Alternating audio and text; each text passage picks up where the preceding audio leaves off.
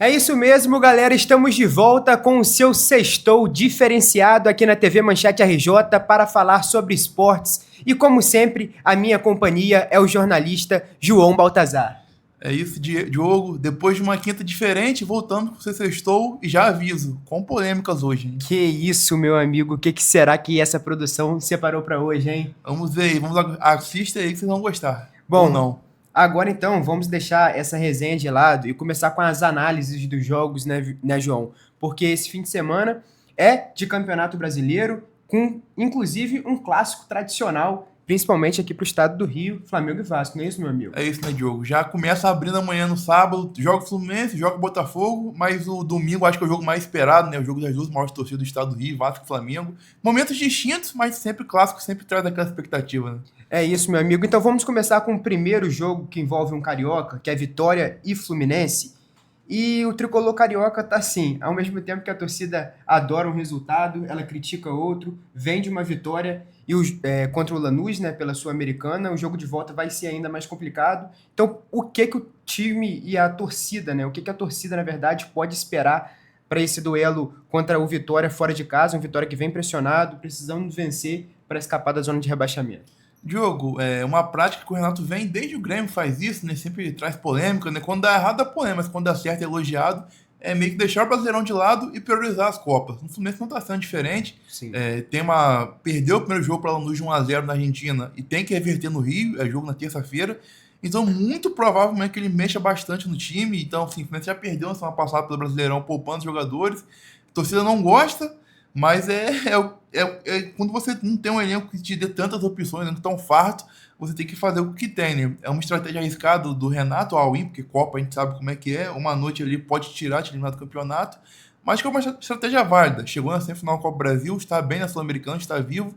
E como não está correndo risco no Brasileirão, eu acho que vai mantendo uma gordura ali. Não vai para Libertadores diretamente, mas também não briga para não cair. E vai ali equilibrando do jeito que dá, né? Cara, é um verdadeiro all-in mesmo. Você definiu aí que até no Flamengo, eu lembro que ele priorizava, mesmo com o elenco já recheado, né? Ele priorizava as Copas, naquela ocasião ele não ganhou nada. Inclusive vinha até fazendo um bom trabalho, mas é o risco, né? Quando você faz um bom trabalho e abandona, entre aspas, o campeonato de pontos corridos e prioriza as Copas, e você não consegue o título, Vai ser cobrado. você acaba sendo cobrado, e é isso que o torcedor do Fluminense vem cobrando o Renato nessa ocasião. Por exemplo, um feito histórico no Mundial de Clubes, levou o time até a semifinal, não conseguiu o título, mas um bom resultado, né? O torcedor do Fluminense não esperava. Aí agora na Sul-Americana, se for eliminado, vai ser mais pressão. Copa do Brasil, tá na semifinal. Se for eliminado, mais pressão. E quando vai ver, o Campeonato Brasileiro já não dá mais para correr e buscar uma Libertadores. E o torcedor, João, ele não gosta de perder.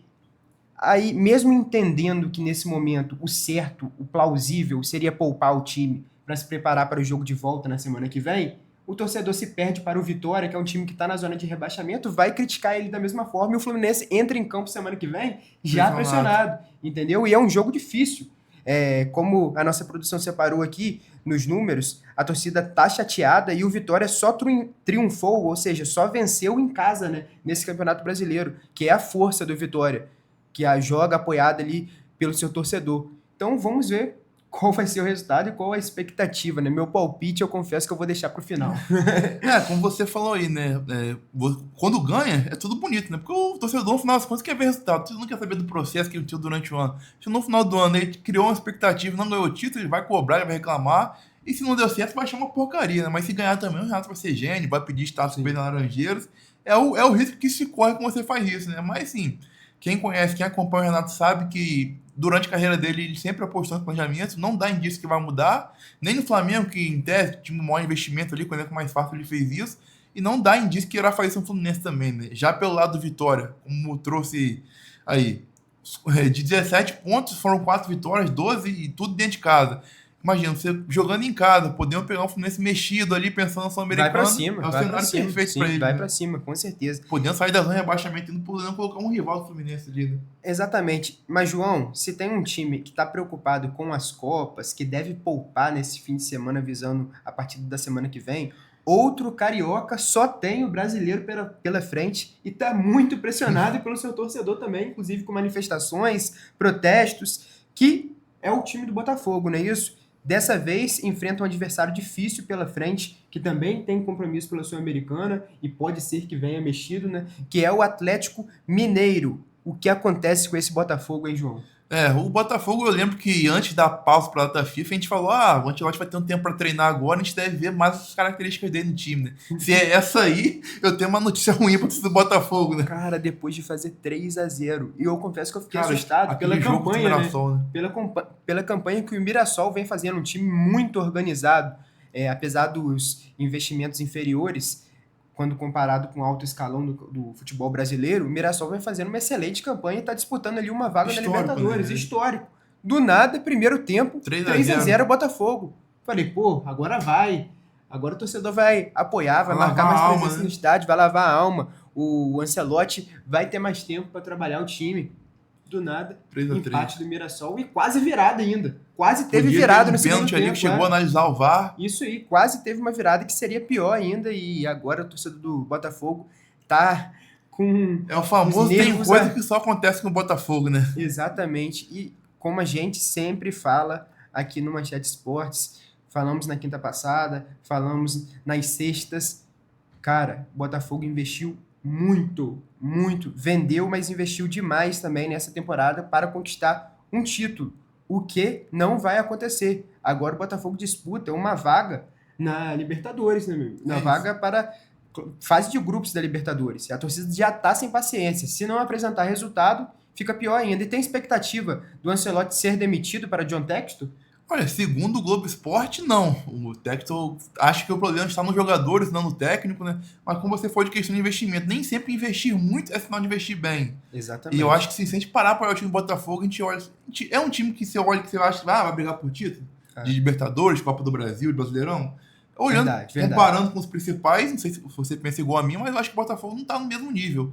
E assim, o Ancelotti é difícil, né? Porque ele pega o entra e sai de jogador, é tudo novo pra ele, primeiro trabalho no Brasil, primeiro trabalho dele como técnico, é uma avalanche de informação nova e ele não tá sabendo lidar, né, Diogo? Mas não adianta o Textor querer culpar os jogadores nesse momento, porque, pelo menos no meu ponto de vista, o maior culpado dessa temporada vexatória do Botafogo, pelo menos na questão do planejamento, é ele.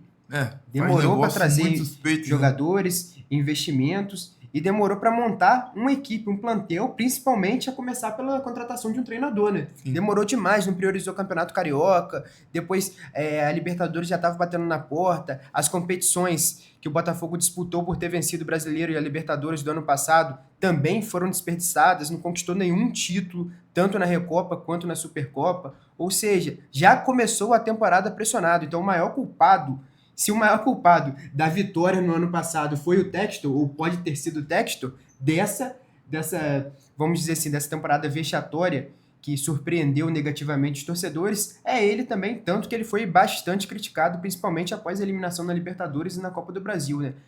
O que fica de aprendizado para o torcedor, e acredito que para o próprio Textor e para o elenco do Botafogo, é que um planejamento melhor na próxima pode fazer o time sonhar, quem sabe, com um título de novo, né, João? Acho que pesa muito a falta de continuidade, né? De um ano para outro, troca muito jogador, treinador, assim, é difícil você conseguir manter uma espinha dorsal, manter um time forte, contando todo ano o Botafogo pra gente ter um elenco novo, né? E perdeu as principais peças, né, você perde Luiz Henrique, você perde Almada, você perde Igor Jesus. Só isso não precisa necessitar mais nada, entendeu? O Grégor, que é muito importante no meio de campo, e assim, não repõe, não chega nem perto, né?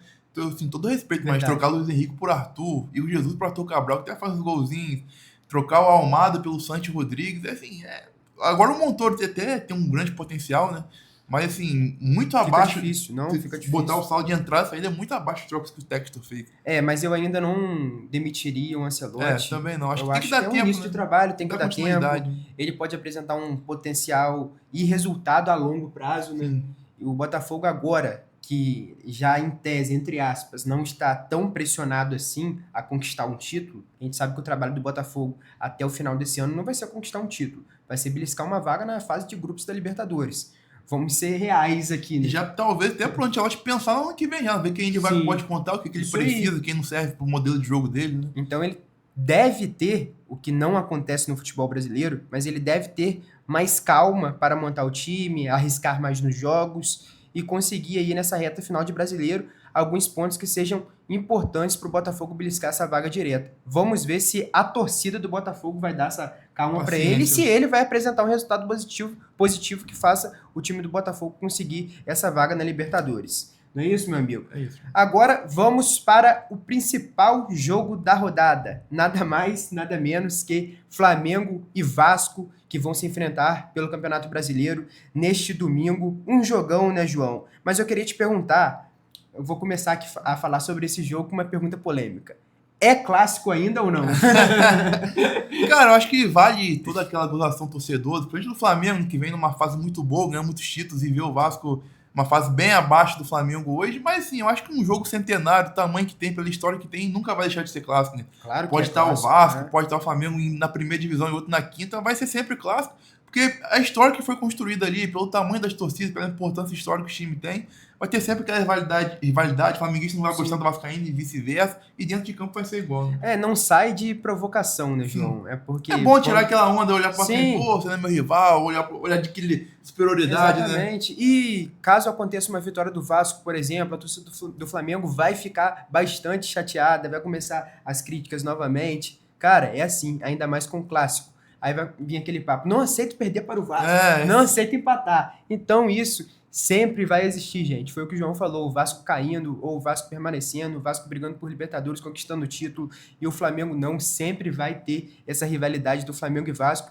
Mas agora, indo para esse jogo, João, um jogo importante para as duas equipes, né? Por exemplo, o Vasco precisa vencer, somar pontos para se distanciar cada vez mais da zona de rebaixamento, e o Flamengo, com 2 atrás, que ele não pode dar mole. Quando ele olha para o retrovisor, ele vê Palmeiras e Cruzeiro chegando com tudo. Ou seja, se tropeçar, reduzir no quebra-mola, os dois já podem encostar. Não pode perder ponto, então, o que aumenta ainda mais a seriedade e o nível desse clássico no domingo, né? É isso, né? Como você falou aí, o Flamengo com o Palmeiras e o Cruzeiro na cola é como se fosse correr de Fórmula 1. Você tá olhando pra trás, tem duas potências de dois carros bonitos só atrás de você, tentando Jogando passar, bem, né? Jogando bem, com bons times, investiram bem também. Isso. Mas assim, eu acho que se você vai até trazer pra gente aí que não é uma tarefa fácil pro Vasco ganhar do Flamengo nos últimos anos, né? Sim. São números assim assustadores até, dado o tamanho dos clubes, né? Acho que até é inadmissível o Vasco ficar tanto tempo sem ganhar do Flamengo, apesar da diferença dos times. E assim, vale muito pro Flamengo para manter, mas principalmente pro Vasco, né? O Vasco teve toda a oportunidade semana passada de conseguir dar uma desgrudada de empate com o Ceará, com um gol ridículo no último minuto ali. Cara, o que foi aquilo? E agora tem ganhado o Flamengo, assim, o líder que vai um tabu, o Vasco um tabu que muito tempo não ganha do Flamengo e um pouco desfalcado, né, pra esse jogo, né? E tem motivações o time do Vasco, né? É um clássico, quem sabe vira a chave de vez na temporada, passa mais confiança para essa reta final de temporada do Vasco, que vai ser com foco total na Copa do Brasil. Nada melhor do que vencer um clássico contra o seu maior rival, né, João? Dentro do Maracanã, para lavar a alma do torcedor, passar mais confiança para o elenco, para dar mais tranquilidade para o Diniz trabalhar também esse time, né? Então, como você falou, esse clássico também é muito importante para o Vasco. E você pediu números, João? Em 30 jogos, foram 18 vitórias do Flamengo, 2 do Vasco e 10 empates, cara. Realmente são números assustadores não pode ter que um clube desequilibram esse confronto. Não pode, não existe. Realmente. A escalação do Flamengo é incógnita, porque na semana que vem decide a vaga, né, nas semifinais da Libertadores contra o Estudiantes. Quem passar joga a semifinal. Já o Diniz, ele pode fazer algumas mudanças no ataque, incluindo o Verratti e Nuno Moreira no banco de reservas. É isso mesmo? É isso mesmo, Diogo. Segundo o jornalista Leonardo Barão, o Diniz trocou com o Diniz e o Verratti e o Nuno no banco, tá tentando montar um time mais móvel, com mais velocidade. Que ousadia. Cara, eu fico pensando, ele quer fazer essa mudança logo no clássico. Logo no jogo mais importante. Se não der certo, gente. Que loucura o Diniz.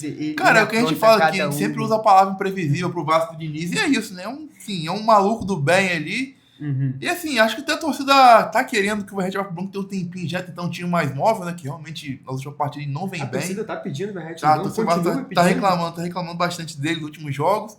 E assim, eu acho que o Nuno não trocaria pra mim o melhor jogador do Vasco, assim. Isso que eu estranhei. É o melhor jogador do Vasco, me falam muito da questão física, né? Que ele não aguenta jogar ali mais de um tempo em alta intensidade. Talvez a gente esteja pensando nisso, botar ele no segundo tempo, a defesa do Flamengo cansada, pra ele tentar ali fazer uma fumaça, mas assim, eu não iria com o Nuno pro banco, né? O Verratti, aceitável, pode ser, faz parte da estratégia, mas o Nuno eu acho uma loucura, uma insanidade pro banco. Vamos ver o que o Diniz está preparando de escalação para esse jogo decisivo do domingo, Mas o Flamengo, no meu ponto de vista, não pode nem deve poupar. Felipe Luiz não deve nem inventar fazer isso. Se a prioridade é o Brasileirão, como falaram. Já foi eliminado de Copa do Brasil, poupando o time. Agora é força máxima. Não tem essa, enfrentar o Estudiantes. Ontem teve a oportunidade de criar um placar ainda mais amplo, com muitas polêmicas. Verdade. Gostou da arbitragem ontem? O juiz interferiu no placar, no meu ponto de vista, o juiz não interferiu no resultado do jogo. Assim, vitória, derrota ou empate. Ele interferiu no placar do jogo.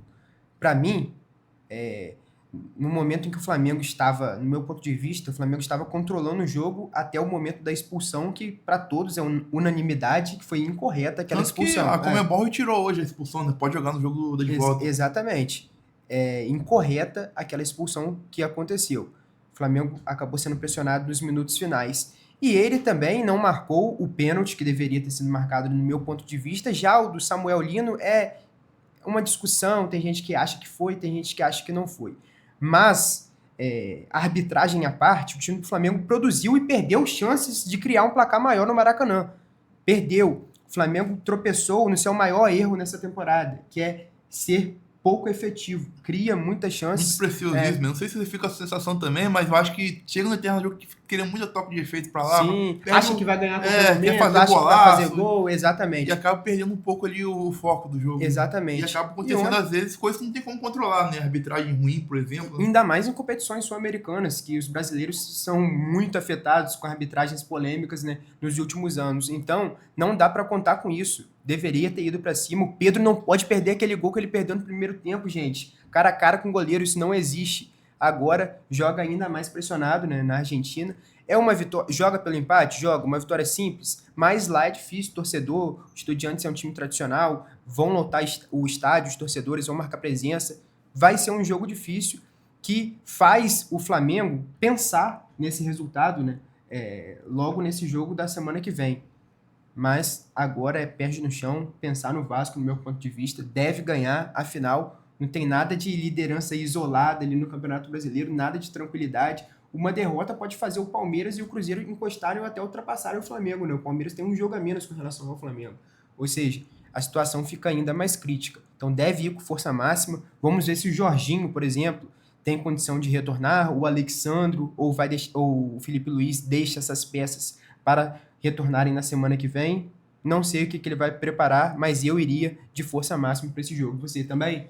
Como você falou aí, pelos fatores, né? Já foi eliminado a Copa do Brasil, a Libertadores, por mais que seja um placar perigoso, o jogo é só na quinta-feira, o Flamengo tem muito mais time que o Estudiantes, então assim, não vejo necessidade de poupar. Já falaram nisso, não, que a prioridade era o Brasileirão, então tem que fazer valer o que falaram, né? Tem que fazer valer, concordo com você.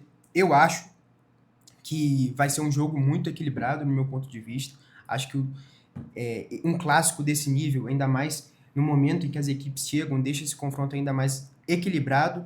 Mas o palpite, esse vai ficar pro final, porque agora chegou a hora dos nossos palpites ousados aqui na TV Manchete RJ, desses jogos. A começar, João, pelo Vitória Fluminense, né, meu amigo? Começa aí, o que você acha que vai ser desse jogo? Vou fazer valer o que eu fiz na análise, eu vou botar um triunfo do Vitória, não 2-0. Você vai como pra esse jogo aí? Eu tô com você, mas eu acho que vai ser um pouquinho mais difícil, 2-1. Acho que o Fluminense vai dificultar a vida do Vitória, mas o time vai vencer com o apoio da sua torcida e mais pressão para o lado do tricolor. 2-1 no meu ponto de vista, vamos ver quem vai acertar esse aí. Agora, Botafogo jogando em casa, precisa vencer contra o Atlético Mineiro, que deve ficar um pouco mexido, né, visando a Sul-Americana.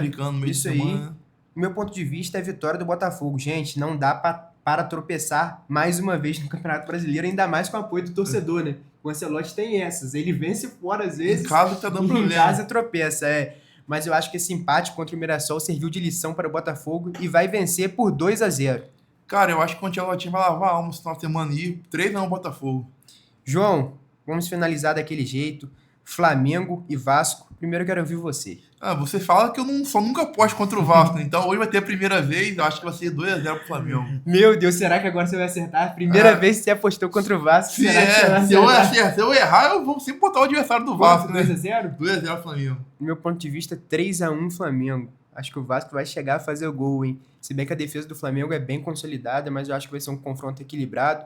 3-1 Flamengo, Maracanã com certeza vai estar lotado com a presença das duas torcidas. Eu queria estar lá como jornalista, Não, a gente tá na bancada norte ali. mas não estarei, acompanharei de casa esse jogo, assim como você, eu tenho certeza que se você não for torcedor do Flamengo ou do Vasco, você vai acompanhar essa partida também, né, João? Com certeza. Né? Com E certeza. deixa seu palpite aí pra gente E também. deixe seu palpite nos comentários, que é muito importante, essa interação nossa com vocês. Quero saber aí, o que você acha que vai ser esse clássico? Vitória de quem? Empate? Vai ficar em cima do muro? Fluminense vai vencer ou não? E o Botafogo volta a vencer? Então deixa aí nos comentários. Essa interação é muito importante. E agora eu vou fazer um convite especial para você, porque no último programa a gente anunciou a contagem regressiva, né, João? Faltavam 3. Agora 3 é mil. menos de 1, meus amigos. É menos de 1. Faltam apenas cerca de 450 seguidores para a gente alcançar a marca de 100 mil seguidores no nosso Instagram. Então, por favor, se inscreva no nosso canal aqui no YouTube e siga o nosso perfil @mancheterj lá no Instagram. Não é isso, João? A caixa de fogo está pronta já na contagem regressiva. Dá aquela moralzinha pra gente e só clica, 2 cliquezinhos, Dois cliques, RJ, coisa rápida. clicar pra seguir. Dessa moral, faça o nosso final de semana feliz também. Ative o sininho aqui, que também é muito importante. Conto com você na semana que vem. Vamos ver se eu e João vamos acertar esses sonhados palpites. Espero que não é errar possível. alguns em... Tem que ter algum brinde pra gente espero errar acertar. algum palpite desse hoje. Um desses você espera errado. Valeu, pessoal. Tamo junto e até a próxima.